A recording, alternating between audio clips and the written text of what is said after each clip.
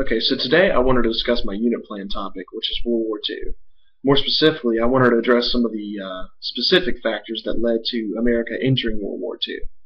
The first bit of congressional legislature that addressed the topic of a European war was the Neutrality Acts.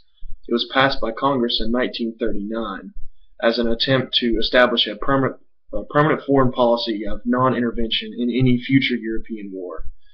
And of course, as we all know, European war did break out soon after. That came in the form of Hitler's invasion of Poland in September of 1939, a few months after the Neutrality Acts passed. Because of Hitler's invasion of Poland and his sudden show of effective aggression, as well as his ambition to expand his empire, Britain and France declared war on Germany immediately after that invasion. So, following the declaration of war, FDR reassured Americans that the U.S. would remain neutral towards any European war, which is the previous policy, but that the nation becomes politically divided between interventionists and non-interventionists. The interventionists were Americans that recognized the goal of Nazi Germany to create a strong and growing European empire through the assimilation, usually the military assimilation, of neighboring countries. So the interventionists recognize that the German ideas of expansion in Europe are not compatible with our interests and the interest of our allies.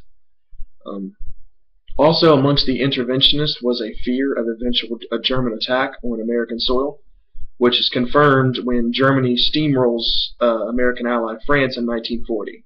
And that leaves the sole champion of democracy, as we call them, the UK, to stem the tide of the Nazi Empire, which they simply didn't have the supplies to do. So these type of international events fed the fire that the interventionists had in order to start a war, or to start American war effort in World War II.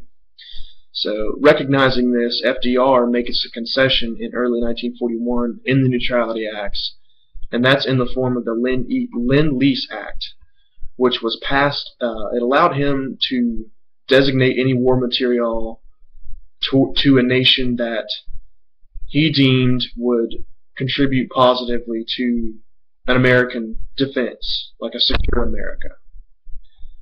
So this allowed him to effectively give war material to the United Kingdom, which was the sole ally at the time fighting the Nazis. So the tipping point in the opinions of Americans on intervening in World War II was, of course, Pearl Harbor, the attack on Pearl Harbor in '41. As a bit of context of what motivated that attack, the growing Japanese empire began the invasion of the East Indies and Malaya, which was a series of islands in the Pacific. Their intent through those invasions, subsequent military invasions of the Pacific Islands, was to grab more resources for their war machine, whether that's in the form of oil, etc., etc. In response to this encroachment into the Pacific, FDR moved the bulk of the U.S. Navy warships from a base in San Diego, California, to a new location in Pearl Harbor, Hawaii. The Japanese see this move by FDR, and they began to anticipate that with their ambitions of expanding further into the Pacific, and FDR's ambition to attempt to stop that advance and to stop the growth of the Japanese empire closer to America, Japan basically recognizes that war with America, it becomes inevitable, pretty much. So in order to attempt to cripple the American Navy preemptively, they attacked Pearl Harbor in a surprise attack on December 7th, 1941. And that attack was devastating, as we all know, and it killed over 2,000 Americans. So because of the attack, because of the sudden upturn of public opinion towards fighting a war, now with Japan, in retaliation, FDR the following day declares war on Japan.